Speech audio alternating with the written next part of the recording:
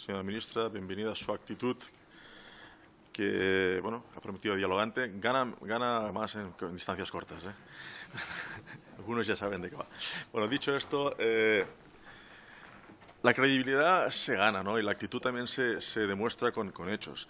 Entonces, yo le agradezco mucho que haya venido aquí con este afán de diálogo, pero bueno, la credibilidad necesitará unos meses, porque en estos momentos los tres conflictos más importantes que hay en los próximos meses, como puede ser el conflicto de Cataluña, el conflicto de las políticas económicas y sociales y el conflicto de las pensiones, pues no se han tratado con mucho diálogo.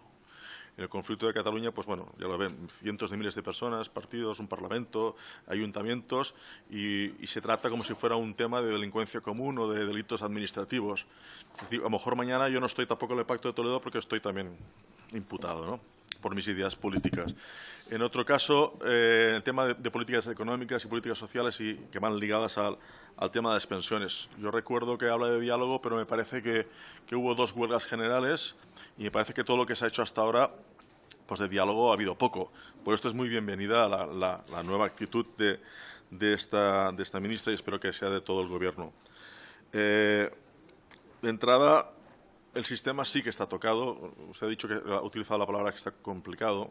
Hay un sistema complicado, está tocado. Yo pienso que sí que está tocado. Pero para eso estamos aquí, para intentar dar soluciones. Esquerra Republicana no va a ser en este caso un grupo parlamentario que va a poner palos a las ruedas, va a contribuir al máximo a intentar que esto funcione, pero hay que partir ya de entrada para el debate, porque hoy tenemos también una propuesta no de ley que va en el mismo sentido, y esto acaba de empezar, y aparte los compañeros antes han alargado mucho en el diagnóstico y preocupaciones. Yo le diré varias cosas, ¿no? De entrada, incluso la PNL que vamos a discutir esta tarde, pues bueno, se habla mucho de la demografía, de la esperanza de vida, y es verdad, pero lo más importante para el sistema de pensiones es el empleo y la calidad del empleo.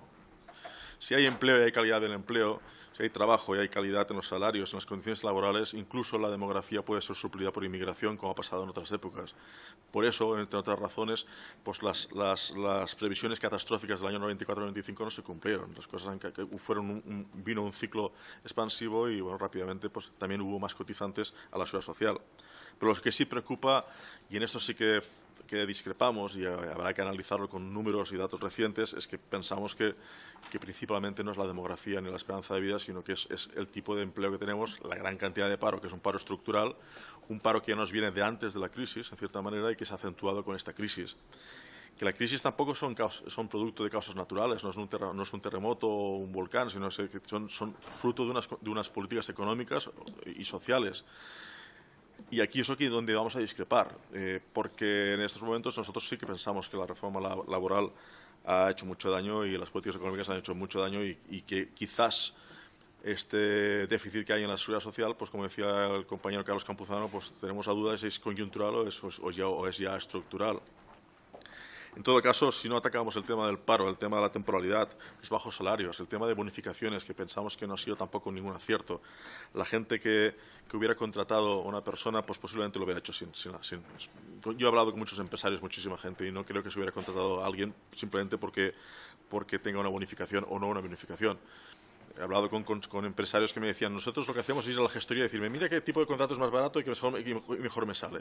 Bueno, esto hay que revisarlo porque es mucho dinero que se ha perdido en este tema, ¿no? Y lo que decía antes, ¿no? Esperamos que podamos alcanzar un pacto, y si no hay un pacto, porque nosotros evidentemente no vamos a pactar cualquier cosa, pues habrán los votos y ahí estaremos, ¿no? Pero lo que sí que está claro que evidentemente nosotros hemos iniciado un proceso en Cataluña, pero vamos a ser siempre solidarios y fraternales con los pensionistas de los demás pueblos del Estado español.